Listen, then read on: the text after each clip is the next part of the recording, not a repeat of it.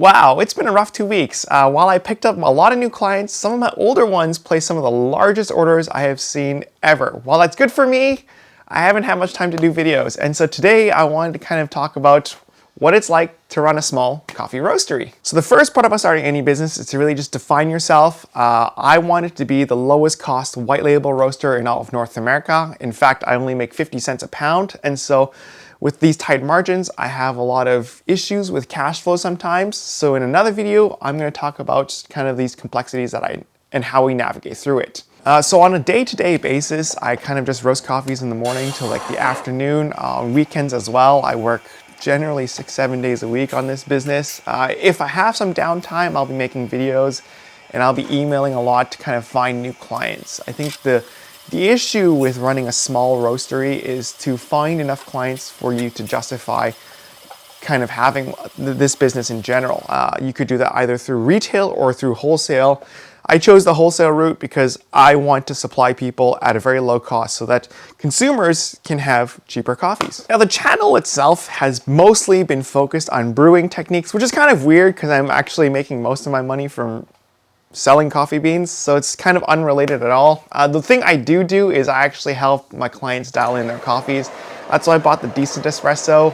While I'm not great at steaming milk, I tend to be pretty good, I think, at pulling espresso shots.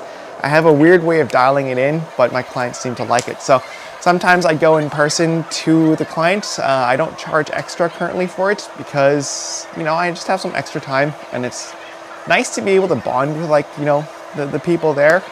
So I show them different tips and tricks. Sometimes they get a new coffee or like this year's crop versus last year's crop. They taste a little bit different.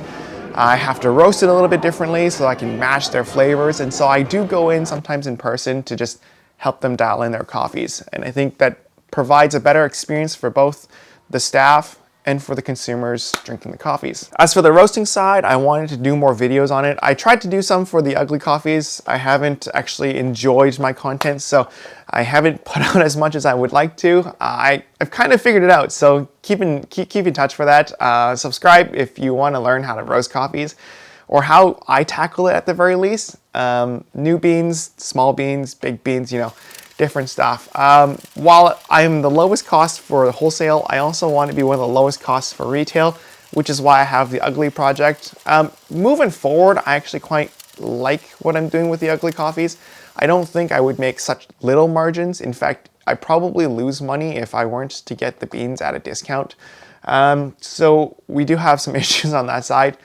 We will rectify those issues coming in September when I move forward with a different set of uglies. It won't be a lot more expensive, but I don't think in general coffee's super expensive. I just want to be the lowest cost, make the least, and make the consumers the happiest. That's kind of my goal with coffee, and that's why I started this roastery. So I think it's important you define yourself and really understand what you want to do with your business.